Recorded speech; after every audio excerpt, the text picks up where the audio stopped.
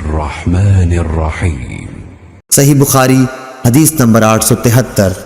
Yazid बिन ज़री ने बयान किया, उनसे ज़ाहरी ने, उनसे सालिम बिन अब्दुल्लाह बिन उमर ने, उनसे उनके बाप ने, उन्होंने नबी करीम सल्लल्लाहु अलैहि वसल्लम से रिवायत की है कि आपने फरमाया कि जब तुम में से किसी की बीवी नमाज पढ़ने के लिए मस्जिद में आने की उससे इजाज़त मांगे तो शोहर को चाहिए कि उसको न रोके।